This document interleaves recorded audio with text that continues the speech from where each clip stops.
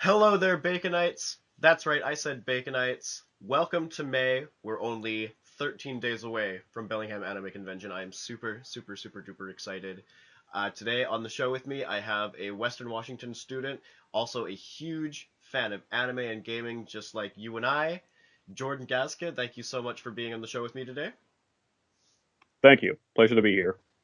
So, you are planning on attending BayCon this year, I'm aware of, right?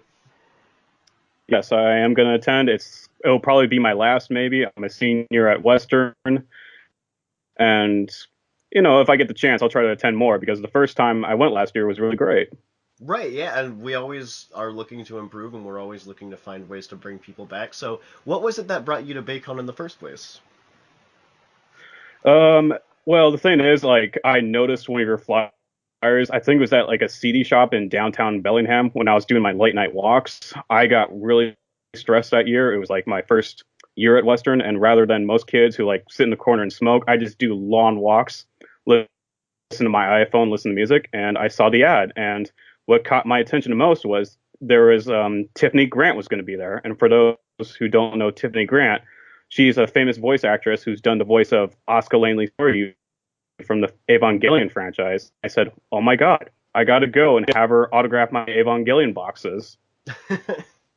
That's honestly that was one of the hope that was one of the things that we hoped would be a real big eye catch was the posters and definitely just having a big guest like that.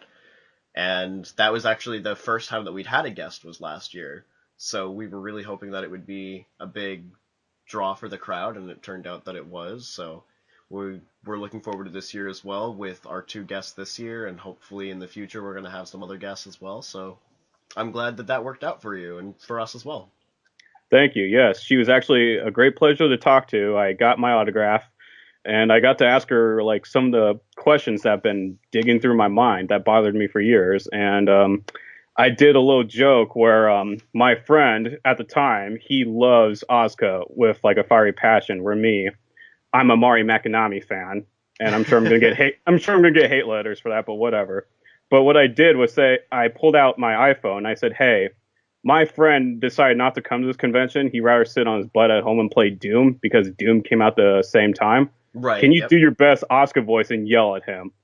And she did, and I posted on Facebook, and he was like, "That was not cool, man. That was not cool." And I'm like, "You loved it, and you know it." It's always great when voice actors are able to go through for that. I one time at SoccerCon a couple of years back, I went to a signing, an autograph signing for Brace Pappenbrook, and I had actually missed out on a photo shoot opportunity to be there, and it wasn't even an autograph for me; it was an autograph for somebody else, and the line actually got cut off because he had a panel, and they basically promised us if you're in line, we want you've obviously been here for a while, so they gave us all tickets, and they said if you go to the panel and then come back, you can get an autograph afterwards.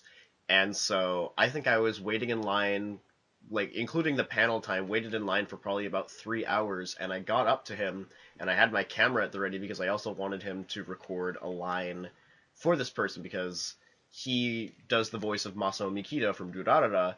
And this was my girlfriend. She wasn't my girlfriend at the time, but she had a huge crush on Masao Mikito when she was younger, and so I really wanted him to do a line complimenting her and her art. And of course, I walked up to him, and he's signing the thing, and I said, "Could I get you to say a line?" And he just kind of goes, I don't really know." And I said, "I have my camera ready, and I know exactly what I want you to say." And he goes, "Yeah, okay, I guess I'll do it." So it was sort of like really stressful because I had waited in line for 3 hours hoping to get it, and I wasn't even sure if I would. So luckily, he went through with it, and it worked out really well, and she was super excited. But overall, it's so great when voice actors do allow you to do those types of things. There's some that have been super busy when you go through the lines, so it's always nice when you get that personal moment with them. It is truly amazing. So, what other conventions have you been to in the area or just in general? Well, Bacon was the first ever convention I went in Bellingham, but my first ever like convention I ever went to in my life was SoccerCon, which I think was sixth grade in middle school, and it was the most wonderful experience of my life.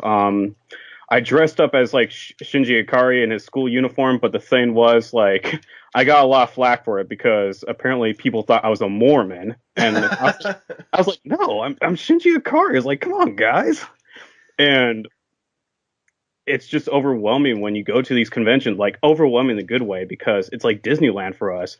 You see all these like action figures, mangas, and DVDs on sale. You get to see these celebrities and all these people that actually have similar interests to you versus high school and college where you just feel like a complete loner.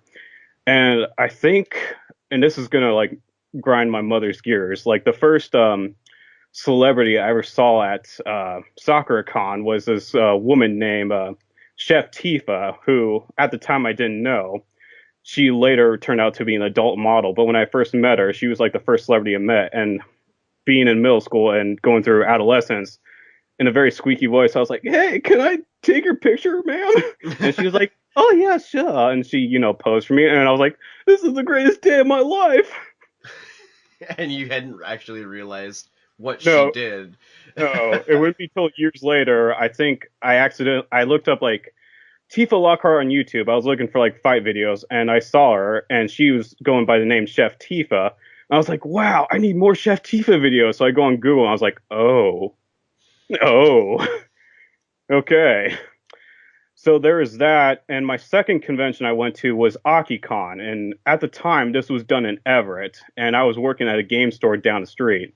And unfortunately, every time AkiCon was planned, I had to work, but I was able to squeeze in 10 or 20 minutes.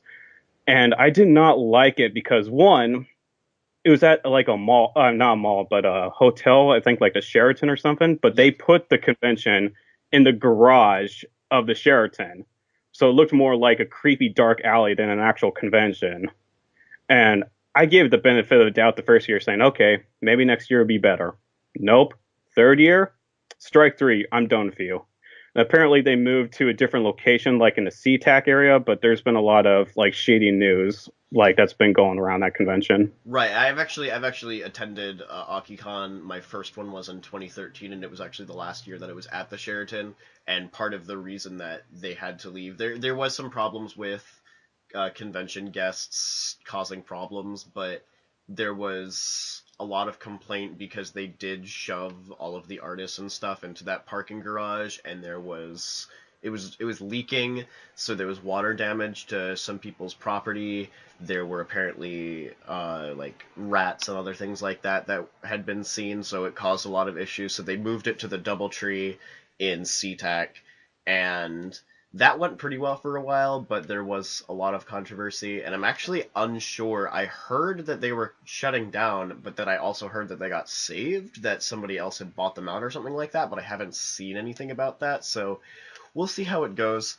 I've definitely enjoyed SoccerCon every year that I've gone. I think my first year was in 2014. But how would you compare Baycon as a whole, not just, because it is a one-day con, so it's hard to compare, but how would you compare it to SoccerCon, and how would you compare it to AkiCon or any other convention in terms of, uh, I guess, I don't want to say guests because the past 2 years have been the only years that we've had guests, but in terms of just enjoyment, in terms of, sort of what is available at the convention, like how would you compare it? That's a very good question. First off, let me just say, when comparing Bacon to AkiCon, Bacon is like a better version. It's what AkiCon should have been to begin with. It's a lot more organized. There's a lot more things to do, shopping wise and event wise. Like I actually entered the Super Smash Brothers tournament with my friends at the time, and I just had a blast just playing with other people, and as well as again meeting Tiffany Grant and like watching the I think they had an opening dance ceremony or something like that. So Yeah, there was the opening ceremony, and then there was also a dance as well. Yeah.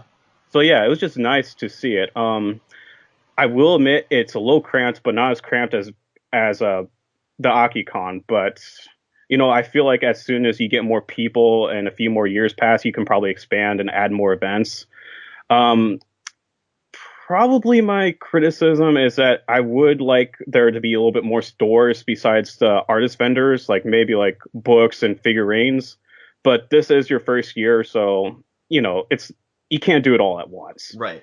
And what's actually great news about being cramped, we've actually expanded, so we're not just in one building anymore. We've actually taken up three buildings Oh my at Rockland God. Community College. So we have Heiner Building, which is the one that we were in last year, Syrie, which is the building that we were in the year before, and then we also have the pavilion, which is the building that has the gym in it. So that the pavilion is specifically going to be containing our artists and vendors. We also believe that's where the dance is going to be held as well. So there's going to be that. Then Heiner and Syrie are going to be mostly for panels. There's also going to be a lot of stuff in the courtyard area outside, weather permitting.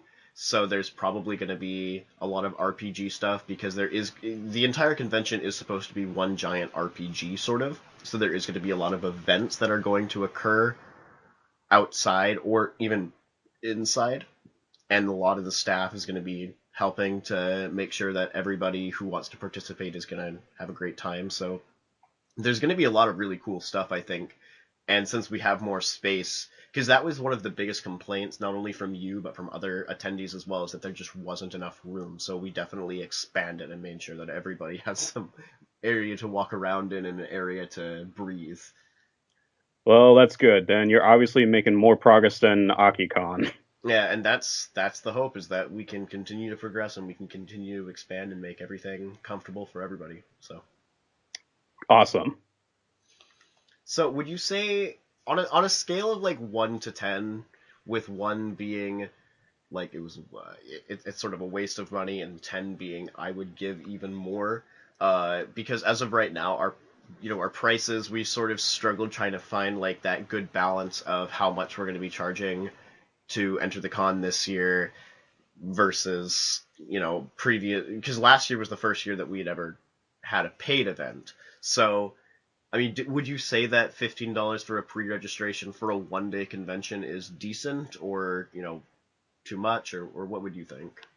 To me, it's perfect. If it was like the same price for like if you did a 3 day weekend, like 15 Friday, 15 Saturday, 15 Sunday, I would totally buy it. It's not like PAX where it's like $50 for one day or like $500 for the 4 day event. That's like an arm and a leg for me. You guys are pretty affordable, Right. so I have no complaints at all. And then the number of artists and stuff like that, and the number of vendors. You said that you had hoped that there was more people that were selling things like manga and stuff like that. Yeah. Are you what other types of things would you hope to see? Uh, Whether vendor wise or panel wise or whatever, what types of things would you want to see more? Without doubt, I would love to see more retro games. I'm actually a retro game hunter. I love to collect the NES and Super Nintendo games. So it would be nice to see more than like 2 or 3 booths that dedicate to that. But I would also like to see some booths that sell like CDs to like anime CDs, because like some of them buying on eBay, they'll like sell like CDs that sell 3 songs, but they'll be worth $50. And I'm like, bruh, are you serious? That's Yeah, I've actually noticed that as well.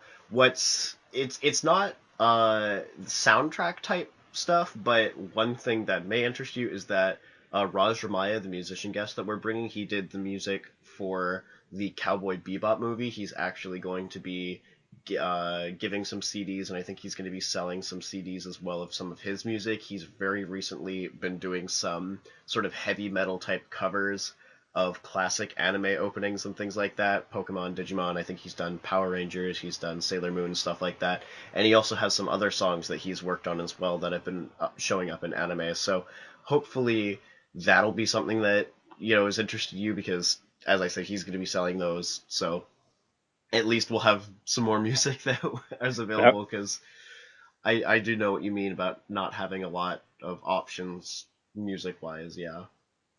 Yeah, because I need a little something more when I go to the gym. I love playing the Attack on Titan soundtrack and at full blast. And like I think it was like around 2 months ago, I saw the SAO movie played in our Regal Cinemas, like a one night event, and I was like, God, I gotta have that soundtrack. But as soon as I went on eBay, it's like, guys, you're really breaking my wallet. Yeah, there's actually some decent, if you can find the good soundtracks, at Kinokuniya down in Seattle, which is attached to the Uwajimaya market. I know that there's some fairly decent priced CDs. I remember there was one time I went there and they just had a bunch of Love Live stuff that was actually pretty cheap. But I know they also have other anime soundtracks as well. For there's probably fewer songs than you would get from a normal, like a 12-song CD. But about $11 though for maybe 5 songs isn't the worst that I've seen. So That's manageable. That's yeah, manageable.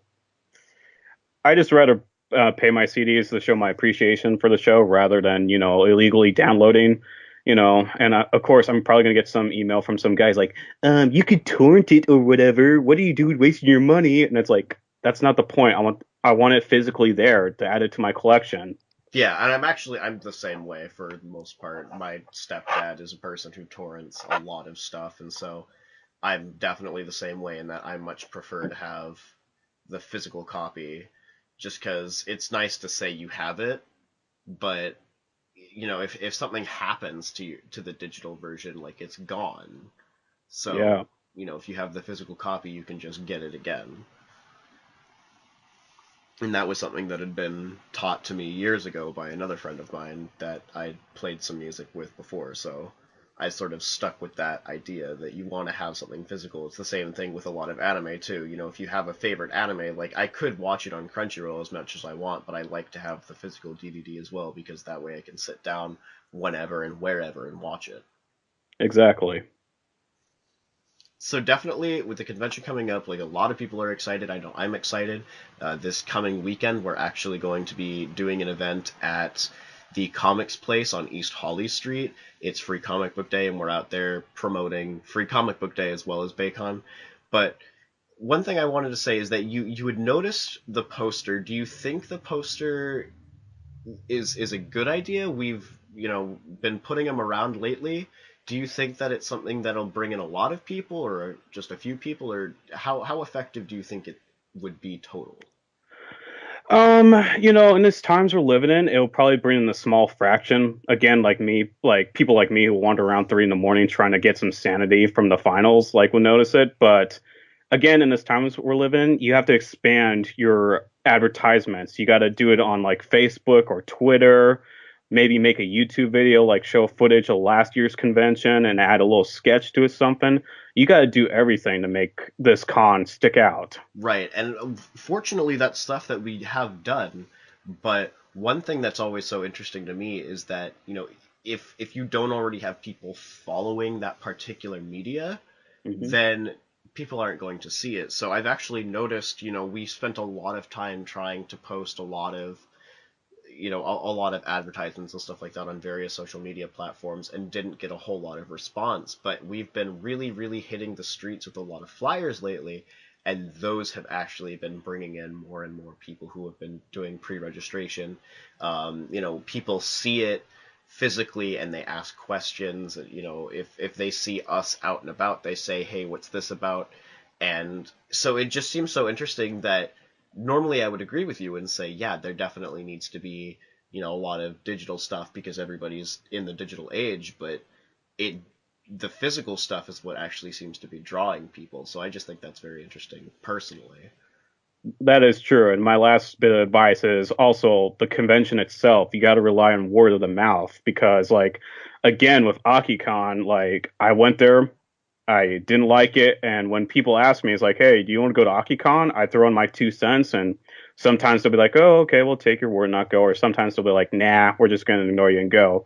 And that's what I think the convention itself is going to make or break its audience. If it does well, even with bad advertising, the people who went there will enjoy it and spread the word. That's how these things work sometimes. Definitely, definitely. There's a lot of people who actively despise AkiCon. There have been some people I can mention AkiCon and they will immediately start, nope, not going to talk about it, not going to think about it. They will just immediately shut down the topic. So, you know, definitely that is true. That's going to be something that's going to either start it up or it's going to drop it down. And what we're actually trying to do with AkiCon, because this, or not AkiCon, sorry, BayCon, this is the 7th year that we've actually run it. But the thing is, primarily it's only been a thing for sort of the local anime fandom. What's been brought up before is that the very first unofficial Baycon was sort of just a day where people could come to the library all dressed up and have a good time, because of course there is the teen program that's being run at the library, and that's usually a couple of times a month. They show up around 5 p.m., 4 p.m. You can wear cosplay if you want. You hang out for a couple of hours, you go home. But they wanted a whole day devoted to it. So eventually that's what happened, and then it sort of grew into Baycon, and by then it was just sort of everybody hangs out all day in cosplay. But then it was like more and more and more. So unfortunately, luckily it is kind of growing, but a lot of people still sort of see it as this little thing that's just a day for hanging out, when really we are in fact trying to make it into a full-fledged convention. And that's why we're putting so much effort into making this year such a big deal. That's why we're putting out the RPG, and that's why we're putting out the guests, and doing so much to try and make it as successful as possible, because we do want people to be spreading the word, and we do want the word of mouth to be traveling and trying to gain as much as we can from it, instead of just kind of sitting around and saying, whatever. Yeah. Well, I think like the other thing you could do is like again look at what made PAX great, what made SoccerCon great, or any other convention not in Washington State, and just take its and bits and pieces of those and put them in the convention.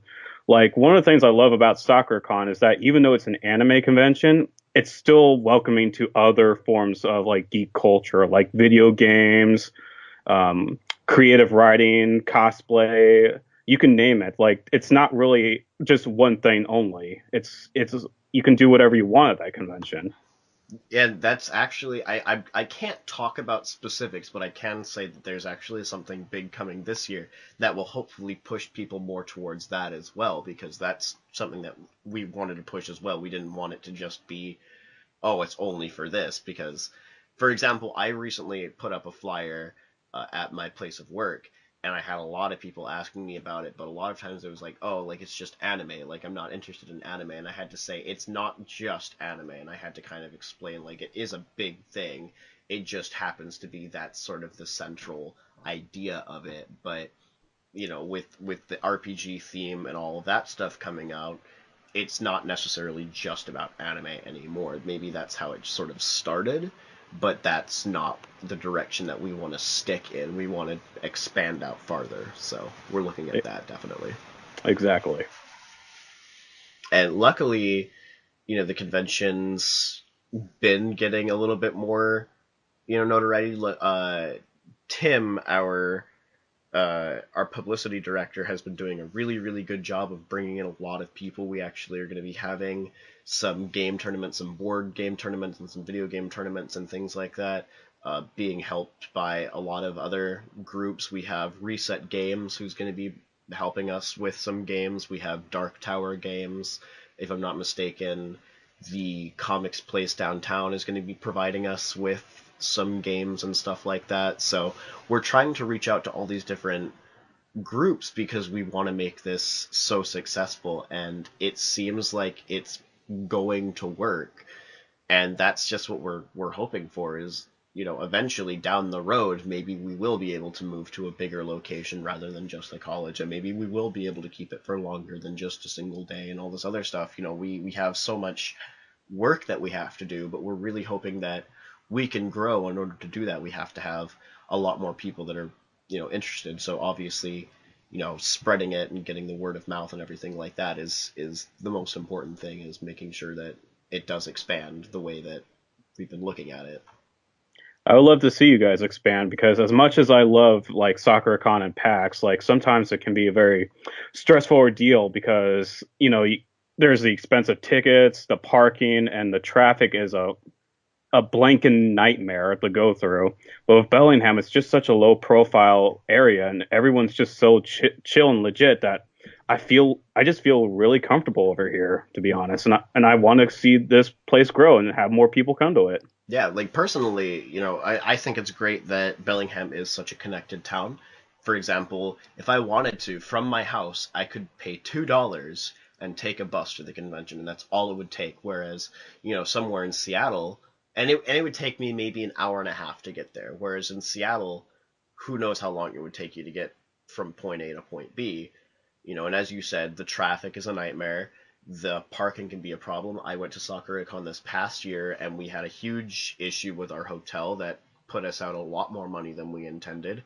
And so it is just one of those things that Bacon and just being in Bellingham, it's cheaper and it's convenient, and we just want to make sure that everybody has access to the same sort of thing that people in more areas do have. So we're Yep. really looking forward to expanding in whatever way that is, for sure. So with this year, you've mentioned some things that you hope for. What other types of things would you like to see in the future? Maybe not this year, but like what sort of things would you like a convention like Bacon to eventually start having, whether in terms of guests or in terms of whatever. You know, I try to go by the Steve Jobs philosophy that people don't know what they want until it's like actually shown to them.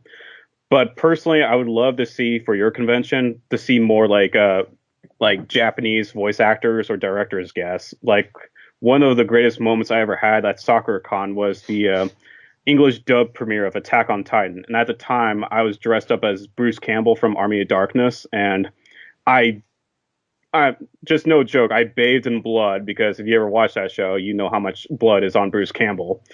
And no joke, I sat behind these group of Japanese people, and for a while I just thought, oh, they're probably like translators or friends of the family. And this girl stood up. She looked at me and said, "Don't eat me." Like she called me a titan or something. And I sat there. I was like, "Oh, okay." But as soon as she got up on the podium, they're like, "Yeah, this is the Japanese voice actress of Mikasa." And I was like, "Holy crap! I scared Mikasa."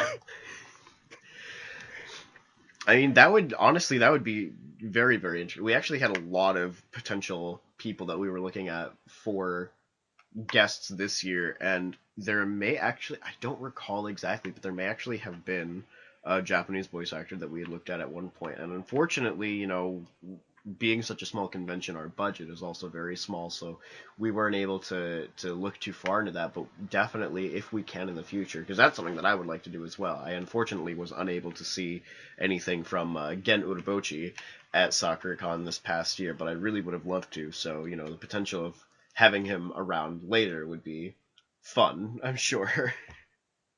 It would be. And I guess maybe last wishful thinking is again like SoccerCon, in case you just get tired or just need a break, maybe just like have a few rooms dedicated to showing movies, like show the Attack on Titan TV series or a Miyazaki film or just something, or even Battle Royale if you can get away with that. Right, and actually, last year we did have an anime viewing thing. I don't know if it was an entire day-long thing, but I'm pretty sure this year we do just have an anime thing. I think we also may have a manga library that we're going to be setting up as well for people that just want to sit down and read.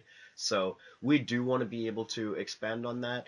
Uh, Another sort of kind of wishy-washy type thing is that we have to get licensing from, I believe, like Funimation or Crunchyroll or something like that. We have to get licensing to say yes, we are allowed to show these types of things. So that's sort of a deal breaker for some groups, is that, oh, well, you're too small, so we can't do anything. So I'm pretty sure we do have something set up, but I can't say for certain. We'll have to wait until the day of to kind of get a full confirmation, I think, on my end at least. But I do believe that we have something like that as well, so people can relax and just watch stuff. And as long as people aren't being too loud, that tends to be an issue when it comes to like anime viewing and stuff like that. But we're looking forward to it.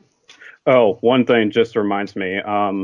The only thing I don't like about SoccerCon, but I love about Bacon, is that the employees, like the volunteers, are a little bit more nice and respectful to the con people versus the ones in Seattle. Like I can understand that like the vendors, not the vendors, but like the security and stuff in Seattle, maybe a little bit more tense because they have to deal with thousands of people. But some of them are just the most rudest people I've ever met.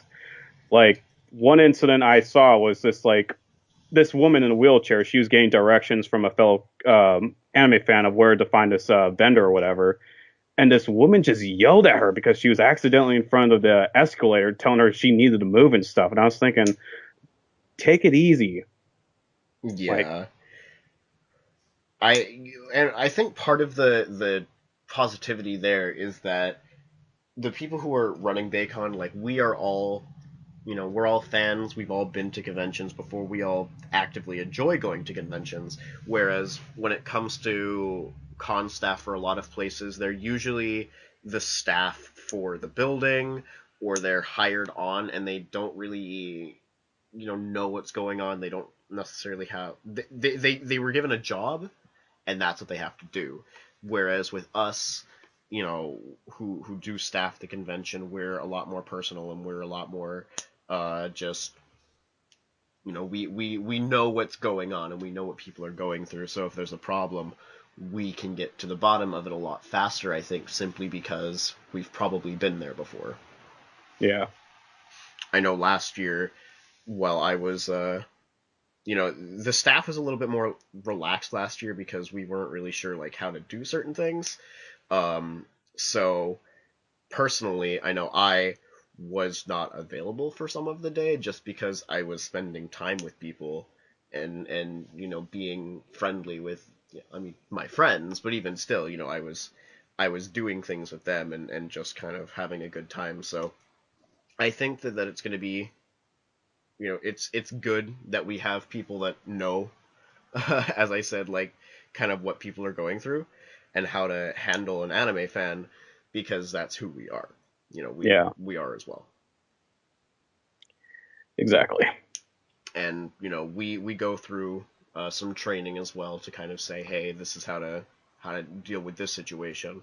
Whereas with other groups, they're told, as I said, they're given a very very simplistic job, or they're told make sure nobody's blocking the elevator, make sure they stay out of this area, and that's about it. Whereas with us, it's like, hey, make sure that everybody's moving quickly, but at the same time, just talk with people. The fact that we do have that RPG element, all of the staff is actually going to be considered NPCs, and so we're actually going to be doing a little bit more conversing, I think, with congoers. So it's going to be a little bit more free with some people, I think.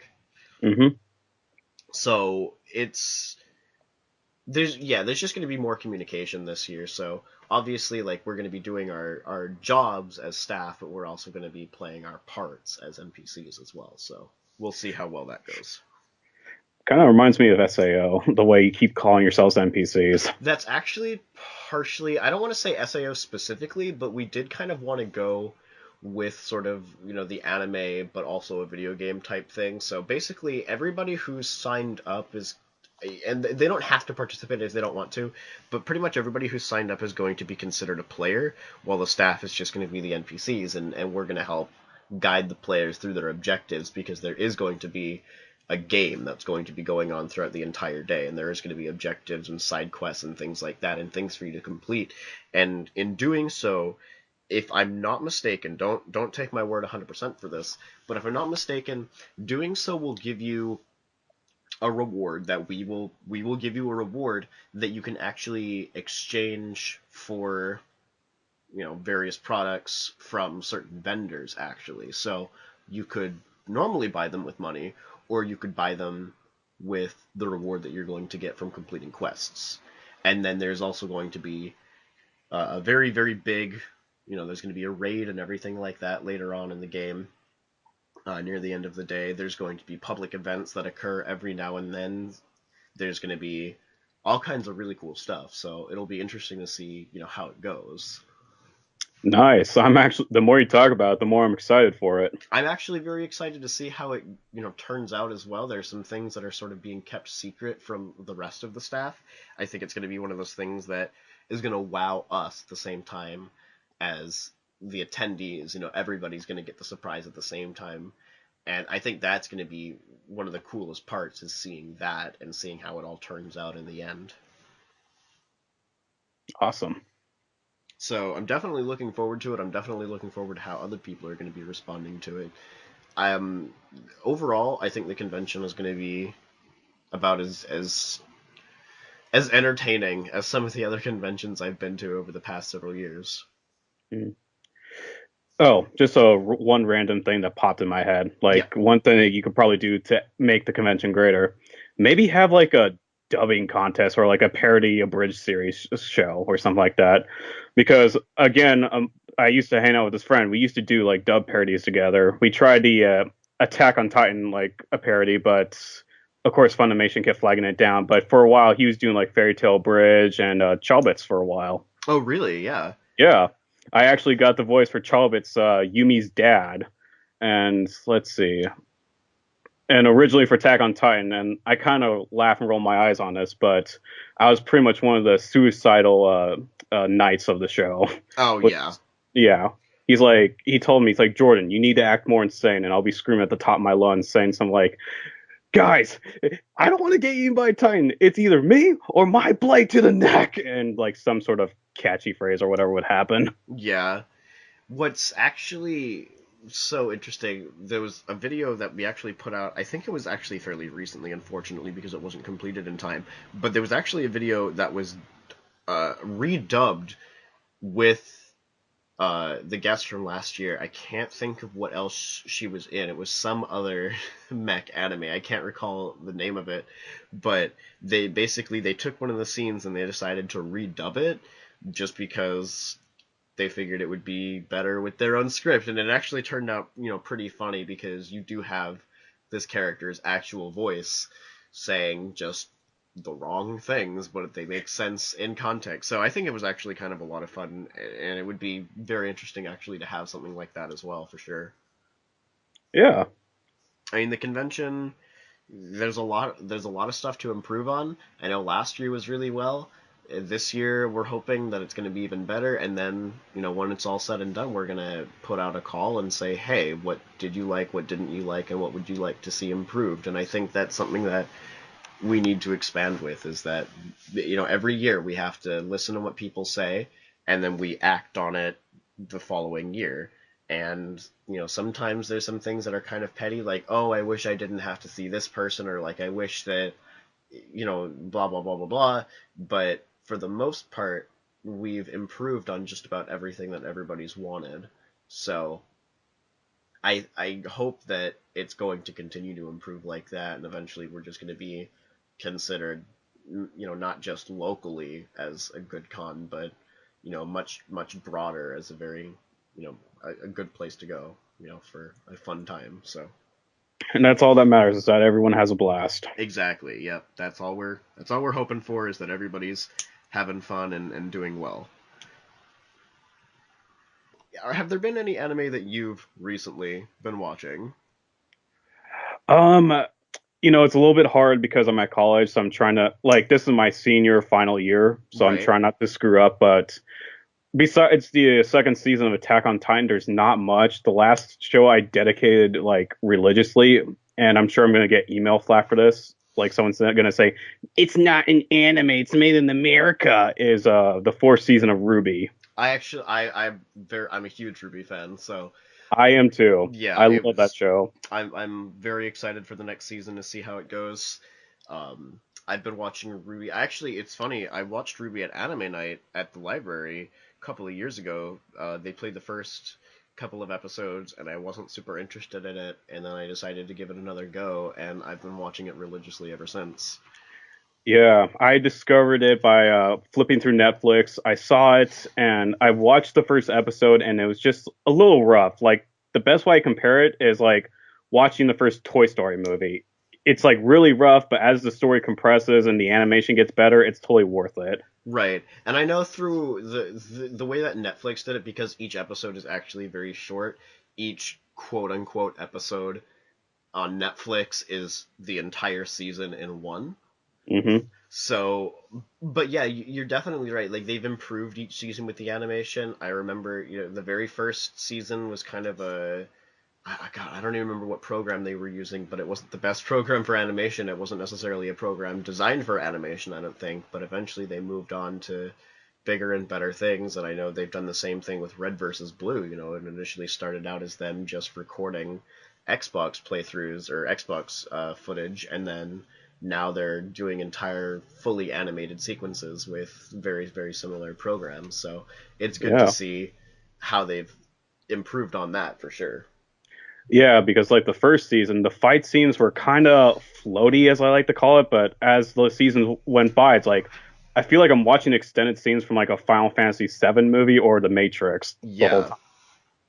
there's actually I loved the fight against the Nevermore in the very first season because it was very reminiscent of Final Fantasy. I feel like it Hmm. felt like I was watching a scene from Final Fantasy, and then as it went on, as you said, it felt much much more like Final Fantasy and with a lot of the fight scenes. So I'm really really looking forward to what they're gonna do, story wise and animation wise, the next season, which will hopefully be coming out this fall. Yeah, I am looking forward to it, and I want to see the series expand. Like I've actually got like the Nintendo Switch came out, and we're talking about like the whole port of like Super Smash Brothers. I've been debating about like starting a petition where I want Yang Xiaolong to be in Smash because I would think she'd be perfect. She would be a combination of a gunner and a boxer, and she would be a new character versus the millionth Mario character. That No, would honestly be super fun, actually, I think. yeah, and her ultimate could be basically her Super Saiyan mode. Yeah, that would be great, honestly, to be able to play as a character like that. I'm also looking forward to. I think there was like another Ruby game because there is one Ruby game that's out right now, and to my knowledge, it's fun for the first playthrough, but the playthrough doesn't last very long, and then when it's done, it's kind of boring. I think there was talk of like another Ruby game, a much more open world type one, and I'm really looking forward to hearing more information about that, just because it is such a fun game and it does have such great characters. Uh, I still need to read the manga because the manga also expands as well on the characters. So I would definitely like to read the manga, but let's see. I also need to catch up on Love Live, the second season with the new cast of girls. Like I watched the first season religiously. I saw the movie, but as soon as I got to senior year, it's like, oh man, I gotta focus. yeah, I know. I actually never finished the first series of Love Live. I need to finish it because I did enjoy it. I've been watching the second season of My Hero Academia as well, which I was sort of on the fence about for the original series, but now I'm stuck with it. So Is that show actually good? Because I'm debating about watching it. it is honestly very good. It's currently the second season starts off on a tournament arc, so Hmm? you kind of have that excitement, like Dragon Ball type excitement of what's going to happen and who's going to win because you really don't know. You're always rooting for the main character, but there's no guarantee that it's going to happen. So I've been enjoying it. I've been watching it every Friday. Nice. So Well, I'll put it on my to-do list with the other 500 shows I need to watch. I know what you mean, believe me. Adulting, don't ever do it. Children, stay young forever. I know my Crunchyroll queue is full of stuff, and there's still stuff on Hulu that's it's not available on Crunchyroll or anything like that. That's been sitting there for a couple of years that I just haven't got around to watching. I haven't watched the second season of Noragami yet, and that's been out for a while. So there's definitely some stuff I need to catch up on for sure. Yeah, that's the same with me. My cousin recommended me to watch Polar Bear Cafe, which is a really nice. It's a nice mellow comedy that I would watch whenever I'm very stressed. But I think I've watched only 5 episodes, and the last time was like 2 or 3 years ago, and it's like, good lord. Yeah, for sure. I know. I've been meaning to start the second season of Attack on Titan, but I haven't got around to it. There was, and of course, there's other things that I'm watching as well. Every week I have to torrent some new episodes of Super Sentai and Kamen Rider just because, you can't watch them anywhere else. So I have to torrent them every week, and it's like, it's just a whole progress of having to do so much stuff. So, and then, work schedule is all over the place, so I never know when I'm going to be working.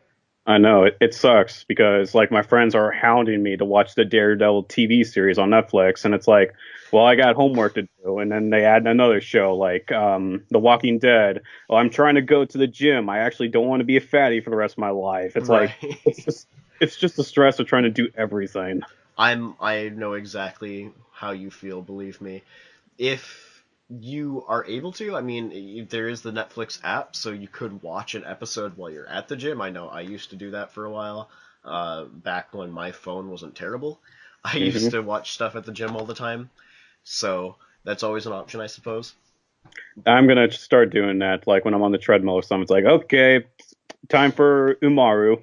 Yeah, definitely. That was actually one of the ones that I really enjoyed watching, and they recently announced a second season of, as well, so I'm really looking forward to that. I am so happy just because it can smite my friends who called the show cancer, and I was like, well, here's a second dosage. Yeah, it would. I have several friends that dislike it, but when I watched it with my best friend, and we pretty much agreed. It was a show about him. Umaru is almost exactly like him in so many different ways. So we're like, this is you. This is literally just a show about you. So of course, when we had friends that were like, oh my god, I hate Umaru, and he would just go, oh you hate me, and I'm like, no no no, they just hate the show that's about you. It's okay, you're fine. So we are looking forward to the second season. I know I watched the first couple of episodes of Kimono Friends, and I need to watch more of that as well, because that, it's kind of a fun show. The animation isn't the best, but it is kind of a fun show to watch, and it's actually been helping, surprisingly, it's been helping save zoos in Japan, so that's interesting enough. Say zoos in Japan. Correct me if I'm wrong, but wasn't that the anime that did that whole penguins like thing? Like, there's been a thing on the news about like this animator who's been posting like anime girls like based on animals, and they put one in a penguin, and that penguin would stare at the penguin anime girl for like days on end. I've been seeing that story. I don't think it's from the creator of Kimono Friends, but I know what you're referring to. The Kimono Friends anime has it's sort of a more mellow type thing, but it is like all of the characters are female. I don't think there's been a male character that has shown up in the first several of episodes, besides like the little robot thing. But whether or not they can be called male is debatable. But regardless, it is a fun show and it is a cute show, but so many people have actually been flocking to zoos because all of a sudden, like, they have this renewed interest in seeing various animals in different habitats, and a lot of zoos have sort of teamed up with the production company, and there's like, I don't know, activity books or something like that, but it is bringing more people that were fans of the anime to the zoo, so it's interesting to see that happen. Nice. I want to go to the zoo now. It's been a while since I went there. I know, I've actually been hounding my friend who can drive because I only have two. I've been hounding my friend. I'm like, for the past couple of years, I'm like, let's go to the zoo, let's go to the zoo, let's go to the Seattle Zoo. And it just hasn't happened. And then last year, I saw my cousin had posted pictures from an aquarium, and I said, oh, I haven't been to an aquarium since I was like, 9 or 10. I really want to go again. She goes, oh, well, we'll go this year. And then it never happened. There was just a lot of stuff that happened last year. So she messaged me the other day and said, by the way, we never went to the zoo, or we never went to the aquarium last year, so let's do that this year. And so I'm really looking forward to possibly doing that, if it happens. As I said, it's been a long time. I don't think I've been to a zoo since I was about 12, and I haven't been to an aquarium since I was about 9. So I'm really looking forward to the opportunity to just see more animals and just have a good time with the people I care about. So we'll see. Nice. And it is kind of cool that, as I said, that that there is an anime that's brought people to the zoo. I mean, just the fact that people are going a place just because of an anime, especially one with such a low production value. I think the staff was like 12 people or something like that, and it took them over 600 days to make Oh, the good show, lord. something like that. Yeah. And it's bringing in thousands of dollars to these, to these public places that they weren't sure what was going to happen. So it's like all of a sudden you're like, oh my god, it's beautiful. So really really looking forward to how it's going to go. Yeah. I mean, I get really excited when I think about how anime is actually bringing people together again. There's a lot of anime that like people are like, what are you doing? Keijiro, for example, that one where the girls like fight each other with their butts or Oh god, something my like roommate that. watches that. I saw. I haven't watched it. I've seen like some gifs and like maybe 30-second clips, and there's one I can't think of the name of it, but the very first episode I think is about 45 seconds long, and this girl is kind of standing there and like the wind blows her hat away, and another girl in a school uniform runs by and like reaches up to catch it, and then she transforms into a fighter jet and goes fly, like there's a whole sequence of her body like folding up into a fighter jet and then flying and like that's the entire episode. And as someone who loves both anime girls and fighter jets, I hate this series. I don't understand why it was made. Like there's some weird anime that like they combine, anime girls with like Girls und Panzer, which is like somehow a very very accurate concept of tank warfare in World War II, or Strike Witches, which is that anime where girls have like I almost like fighter jet type things on their legs, like they have jet boosters and stuff on their legs. Like those are kind of cool. Or like Kanko, Yeah, which yeah. is like the girls that are ships. But this was like taking it a step too far of like there's a, as I said, a full transformation sequence, but like it's not like her body like shifted into metal, because you can see the underside of the plane and like her legs are still folded up underneath of her. Yeah. So uh there's anime like that, but then there's stuff like Umaru and stuff like that that actually does help bring people together.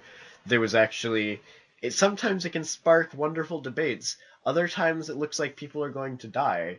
Like what happened in my hotel room at SakuraCon, where two people were fighting about which show was worse, JoJo's Bizarre Adventure or Seven Deadly Sins, and Oh. I honestly thought the guy who was defending JoJo was going to be dead by the end of the night. And ooh, there was definitely a lot of yelling that night, but it was fun. It Yeah. sparked a wonderful debate that almost ended in a murder. So My gripe when it comes to anime, the anime I don't like is mostly what I like to call the meme anime. The anime that gets posted way too much on Reddit and 4chan like a billion times, and the fan base like slams down your throat. The best example I can think of is One Punch Man. Like I am so sick of that smug face.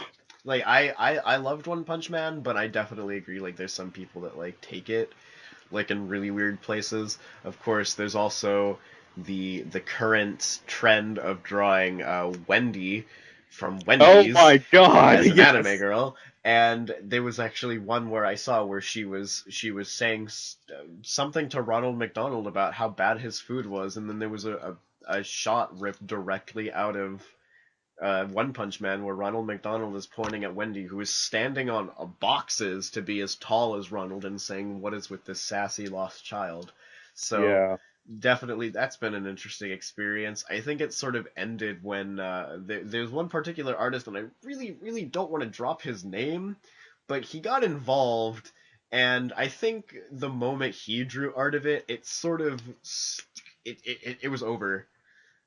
Um, my girlfriend is trying to figure out like, oh, what should I draw, what kind of popular stuff should I draw, and she has this friend who keeps coming up and going, draw Wendy. She's like, I'm not gonna do it. I'm not gonna not getting involved. And like uh it's interesting to see, like, it was funny at first. Now I feel like it's kind of exploded beyond belief, and then you still have Denny's that's trying to do its own thing, not being involved in the fast food wars, but at the same time they're trying to be really weird. And then Arby's is just doing what it always does and getting lots of likes on Facebook. So Question for you. yes. Has there ever been an anime that your friends like hounded you to watch? You watched it and you kind of want to murder them afterwards. Like, I want like how many hours of my life back? Oh jeez. Probably. Well, I mean, maybe Erased, but only in the fact that the ending made me want to die. Oh my Uh, god. that was definitely. I mean, it's a good series. I love the series. I'm mad that my girlfriend made me watch it though, because I'm always sad all the time.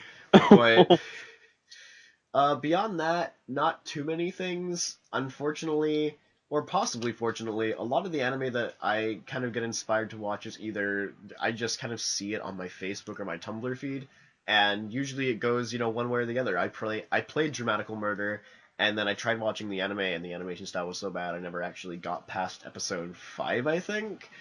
Unfortunately. Then I saw pictures from ReZero, and I watched that, and again, I want to cry all the time.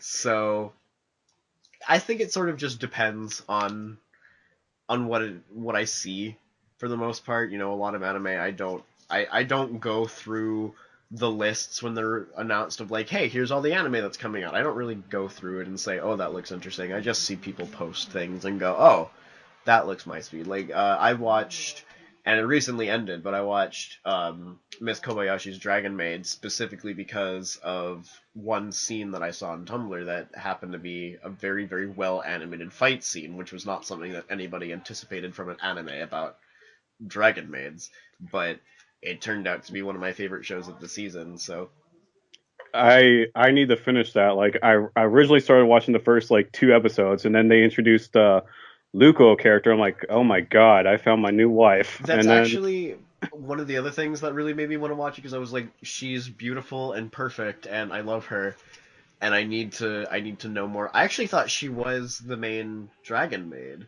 I was under the impression that she was until I started watching it, and then it made sense. yeah, yeah. But again, that whole adulting school life has really gotten in the way. I imagine, yeah. I'm very lucky that, you know, with my work schedule, I normally don't work until late evenings or, late afternoon. So I do have a lot of the day to watch anime, and then when I get home, I can sit down and I can watch a little bit more before I go to bed. So I do have some time to myself, but who knows what it'll be like in the future. Basically, the moment that I start having the ability to drive is probably the moment that I'm going to lose all of my free time because suddenly I'm going to have a much more open availability for work and stuff like that. So, Yeah, it's amazing how there's 24 hours in the day, and yet we have so little to dedicate to our passion. yeah, well, I mean, a third of that day is spent sleeping, so, I mean, what can you do Yeah. there? Unfortunately, yeah. Yep. Fair enough. So we're actually winding down to the end of the hour. But is there anything else that you wanted to say, or anything else that you wanted to add on to it, or anything like that? Not much. I just want to first off say thank you for having me on your show. I greatly appreciate it. Uh, Absolutely. I'm glad that you were able to be here. yep. And if college is not too taxing of my soul, I will try to make it to this year's Baycon event. Um, and to those who are like struggling at college or in life, all I can say is, hang in there, give it all, because once you complete your task, it's going to be totally worth it. And I'm learning that slowly as I'm going through college right now. And that's some fantastic and excellent advice that I'm sure a lot of people I know, if I was in college, it's something that I would take into consideration as well. So thank you so much for being on the show, and thanks just for being here and talking with me about Baycon and finding out everything that's going to be happening. It's great having you here. Thank you. And So, it's great talking to you too. all right, well, I will see you all on the 13th at Baycon at Watkin Community College from 10 to 10 on May 13th. See you all later.